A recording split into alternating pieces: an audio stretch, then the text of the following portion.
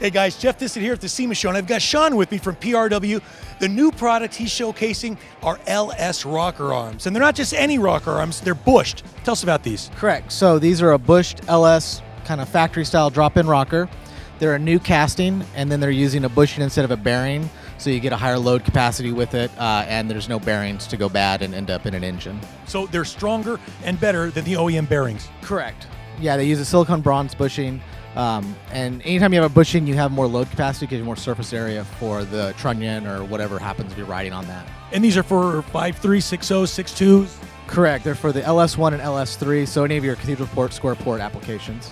What kind of guys are you seeing, or what kind of people are you seeing purchasing these rocker arms? These are pretty common for pretty much anybody with an LS engine. The factory bearings that are in the rocker arms, although they're a roller, they're not basically secured. So if they fail, they'll end up in the engine. And LS has been out now for over 20 years. So a lot of those parts are getting kind of worn out. So a lot of guys just end up replacing them just for peace of mind. So and then when they're running, bigger cams, stuff like that, have more spring pressure, they need more strength in there. And that's where the bushing comes in. Is this a bolt-on, slide-on, press-on installation? Yeah, it's basically just drop-in. We include new fasteners with it, new 12-point fasteners, so they get the rocker arm with the bushing in it already, as well as the 12-point fastener. Just take the old ones off, bolt the new ones on.